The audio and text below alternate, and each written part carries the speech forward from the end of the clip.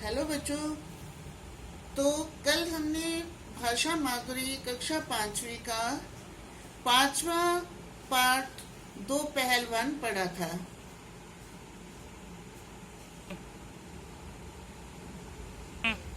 इस पाठ में हमने धरती पटक सिंह और मुखजोर सिंह दो पहलवानों के बारे में पढ़ा, जिनमें से एक के पास बाहुबल है और दूसरे के पास बुद्धि बल, और किस प्रकार मुखजोर सिंह अपने बुद्धि बल से धरती पटक सिंह को पराजित करने में सफल हो जाता है।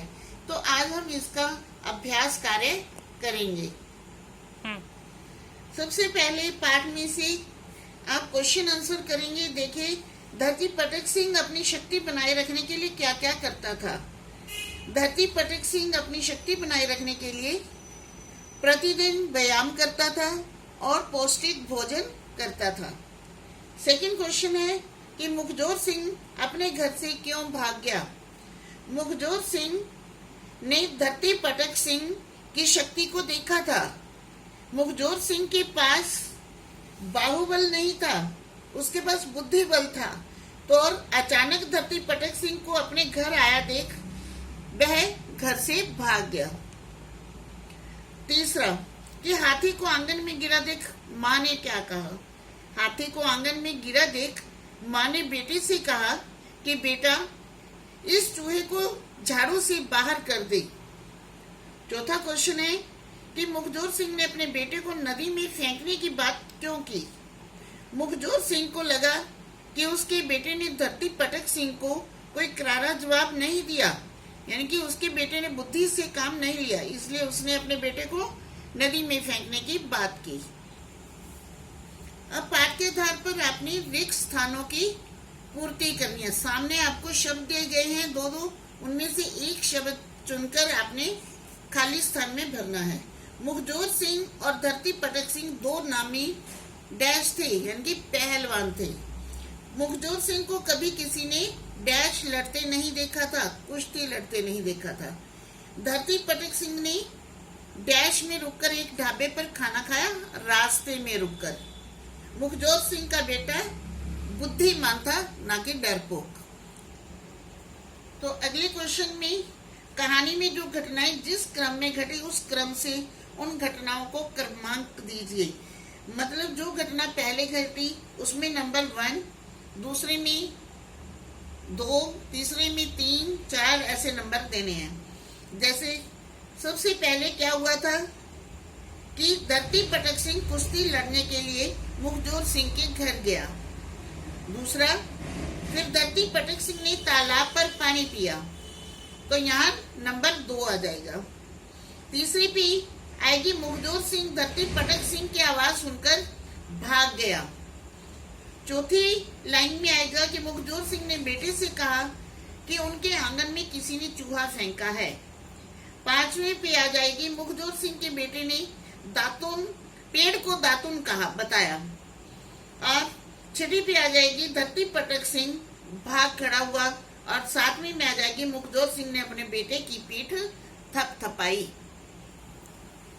अब आगे बातचीत के लिए क्वेश्चन है, जो आपसे बात करके आपसे ही प्रश्न जानने थे, पर सुन लीजिए कि धरती पटक सिंह मुखजोर सिंह के घर से क्यों भाग गया।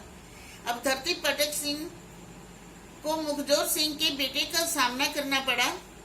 तो मुखजोर सिंह के बेटे ने हाथी को चूहा और खजूर के पेड़ को दातुन कहा। तो धरती पटक सिंह ने समझा कि जिसका बेटा इतना बलशाली है उसका पिता मेरे जितना या मुझसे अधिक बलशाली होगा, इसलिए धरती पटक सिंह डर के मारे मुखजोर सिंह के घर से भाग खड़ा हुआ। सेकंड क्या है कि क्या मुखजोर सिंह सच में ताकतवर व निडर पहलवान था। तो मेरी दृष्टि में उसका उत्तर है कि मुखजोर सिंह सच में ताकतवर नहीं था, पर वो निडर पहलवान था। वह बुद्धिमान था, वह अपनी बुद्धि से ताकतवर को भी हरा सकता था, इसलिए उसने अपनी बुद्धि से धरती पटक सिंह को भी हरा दिया। तो सच में बुद्धि बल ज्यादा ताकतवर होता है, बुद्धि बल बड़ा होता है, इसलिए मुखजोर सिंह सच में ही ताकतवर व निडर पहलवान था। थर्ड क्वेश्चन है कि कहानी में पेड़ को छड़ी भी कहा गया है और दातुन भी, क्यों? आप इन्हें क्या कहेंगे? रस्सी, हाथी। कहानी में पेड़ को छड़ी भी कहा गया है और दातुन भी, क्योंकि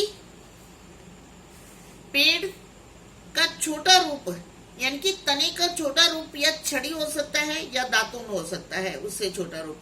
रस्सी या हाथी, इनमें से नहीं कहेंगे हम पेड़ को, क्योंकि पेड़ की तुलना हम छड़ी या दातुन से ही कर सकते हैं। कहानी दो पहलवान को मुखजोर सिंह के बेटे की नजर से देखिए। ये आपने अपने आप बनाने की कोशिश करनी है कि आपने दो पहलवान में को मुखजोर सिंह के बेटे की नजर से कहिए। आपने उसमें जहां मुखजोर सिंह आता है, जैसे शुरुआत में कहते हैं कि मेरे पिताजी मुखजोर सिंह बहुत नामी पहलवान थे, एक पहलवान और था, उसका नाम था धरती पटक सिंह। अब इस कहानी को आपने उसके बेटे की दृष्टि से लिखना है, आगे बढ़ाना है, तो ये काम आप खुद करेंगे। आगे देखिए, अनुमान और कल्पना के आधार पर। हाँ जी, अब आपने अनुमान और कल्पना के आधार पर इन क्वेश्चनों को बताना है कि धरती पटक सिंह के हाथी को मुखजोर सिंह के आंगन में फेंक देने पर हाथी का क्या हाल हुआ होगा। सेकंड है कि अगर धरती पटक सिंह मुखजोर सिंह से कुश्ती लड़ने में हार जाता तो क्या होता। आगे है भाषा की बात, तो इसमें विशेषण है,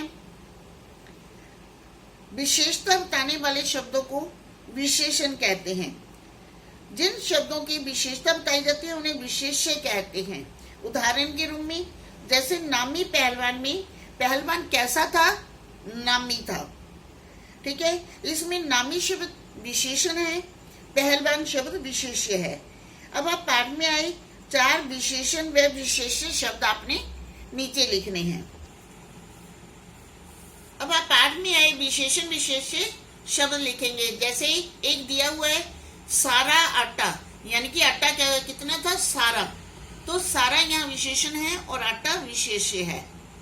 तो आपने ऐसे ही 4 शब्द और लिखने हैं जो बुक में से, इस लेसन में से छांट कर लिखने हैं आपने। अब पाठ के आधार पर आपने इन शब्दों के समान अर्थ वाले शब्द ढूंढ कर लिखने हैं। एक बार मैं बता देती हूँ कि सरोवर, सरोवर क्या होता है? तालाब। दिवस, दिवस दिन को कहते हैं। गृह, गृह मतलब होता है घर। साहस, साहस मतलब होता है हिम्मत। तो आगे आपकी है जीवन मूल्य। मुखजोर सिंह का बेटा बुद्धिमान था। उसकी माँ ने समझदारी दिखाते हुए कहा, बेटा घबराने की कोई बात नहीं। यानी कि आपने बुद्धिमानी और समझदारी से किए गए काम में सफलता प्राप्त होती है, क्यों? ये आपने खुद लिखने हैं जीवन मूल्य से संबंधित क्वेश्चन।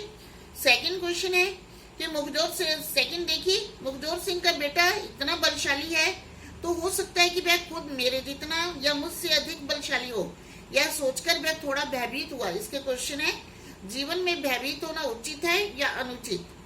हमें अपने भय पर नियंत्रण करने के लिए क्या क्या करना चाहिए? तो ये काम आप खुद करेंगे अपनी पुस्तक में। तो आपका होमवर्क है कि आप अपनी पुस्तक में ये गृह कार्य करेंगे। तो बेटे ये एक्सरसाइज आपकी पुस्तक में ही है, तो पुस्तक में ही करनी है पेंसिल से। तो आपका ये लेसन ध्यान से पढ़ना और इसका एक्सरसाइज भी ध्यान से करना। क्वेश्चन आंसर की PDF आपको तक कल पहुंच जाएगी। धन्यवाद।